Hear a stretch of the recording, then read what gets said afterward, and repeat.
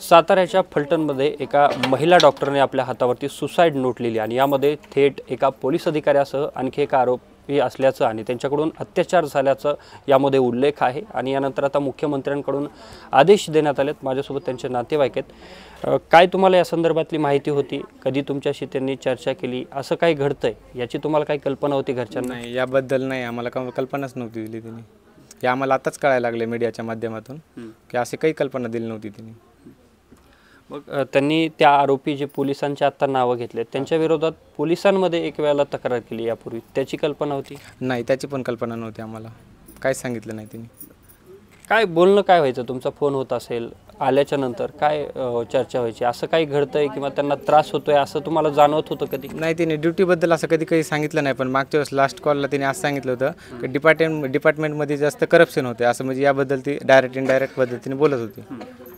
मग ह्याच्या अगोदर कधी त्यांनी आवाज उठवला होता असं काय करप्शन होतं या संदर्भात? नाही, असं नाही, पण ते मागच्या वेळेस जेव्हा कोलकाताचा आरजी केस झाली का त्यावेळेस त्यांनी खूप स्टेटस ठेवले होते, मग त्याबद्दल काही असलं कनेक्शन तर काय म्हणजे तेव्हापासून होत असलं। शेवटचा कॉल कधी झाला होता? रविवारी, मागच्या संडेला। त्या दिवशीच्या कॉलमध्ये काय बोलणं झालं? त्या दिवशी ते सर्टिफिकेट काढायला टाकलं होतं, म्हणजे ती लॉंग टाईमचा विचार चालू होता। तिथून पुढे 2-3 दिवसात तिला जास्त प्रेशर भेटलं असं मला वाटतं। आणि तिने तेव्हा मला सर्टिफिकेट काढायला सांगितलं होतं, तेव्हापासून आजपर्यंत म्हणजे 2-3 दिवसात जास्त प्रेशर भेटलं तिला, म्हणजे लॉंग टाईमच्या विजनमध्ये तिला अचानक सुसाईड नाही, ते मर्डरच केलं त्यांनी। मग ती ज्या वेळेला त्या तुमच्याकडे यायच्या इथं त्यावेळेला त्यांच्या बोलण्यातून तुम्हाला फोनवर बोलताना त्यांना त्रास होतोय किंवा काय अडचण येते असं जाणवलं कुटुंबातल्या सदस्य असल्यामुळे? तिने काय असं सांगितलं नाही, म्हणजे आम्हाला वाटलंच नव्हतं की एवढा मोठा त्रास होत असेल तिला। कधीच जाणवलं नाही, म्हणजे तिने जाणवूनच दिलं नाही आम्हाला, स्वतः सगळा त्रास केला।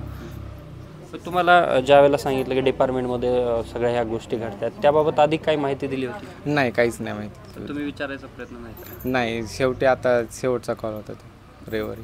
आता काय मागणी असणार? आता ते जे आरोपी आहेत त्यांना तिने जेवढे नावं लिहिलेत वगैरे त्यांना फाशीची शिक्षा द्यावी हीच आमची मागणी। 2 एकर शेत आहे, ते शेतातच काम करून करून मला लहानाची मोठी केली। 4-5 वर्षाची असताना या चुलतीनं शिकविलं, मोठी केली, 12वी झाली तिची। एवढं मोठं शिक्षण झालंय भरपूर, आणि एवढं पळाला आल्यावर कोण्या दुश्मनानं त्रास दिला तिला। ही पोरगी अशी करू शकत नव्हती, इतका शिकल्यावर तशी करू शकते का?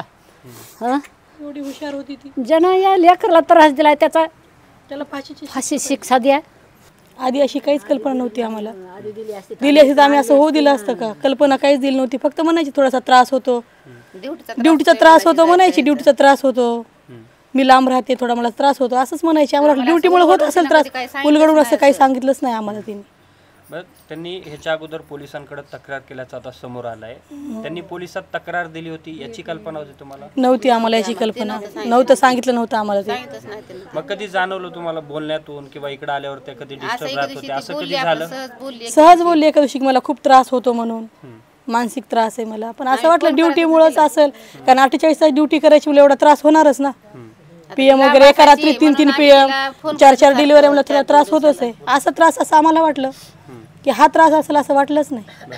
आता दिवाळीत किंवा अशात कधी आल्या होत्या त्या घरी? नाही, येणार होते, आता दिवाळी संपल्यावर येणार होते। म्हणजे तुम्हाला काहीच या सगळ्या गोष्टींची कल्पना होती आणि अचानक हे सगळं घडलं? सगळं अचानक घडलं। ज्या आरोपींची नावं घेतली जात आहेत इथलेच आसपासचे असल्याचं सांगितलं जातं, त्यांच्याबाबत काय माहिती आहे तुम्हाला? माहिती काहीच नाही, पण त्याला फाशी शिक्षा व्हावी हीच आमची इच्छा आहे। नक्कीच आपल्यासोबत कुटुंबातील सदस्य होते आणि त्यांच्याकडून आता जे आरोपी आहेत त्यांना फाशीची शिक्षा व्हावी अशी मागणी केली जाते। मात्र ज्या संदर्भात पोलिसांच्या विरोधात तक्रार दिली गेली किंवा जे काही त्या ठिकाणी घडत होतं त्या संदर्भातली कुठलीच या ठिकाणी कुटुंबियांना माहिती नसल्याचं कुटुंबियांकडून सांगितलं जात आहे। कॅमेरामन प्रमोद रोमनसह अशोक काळकुटे, TV9 मराठी, बीड।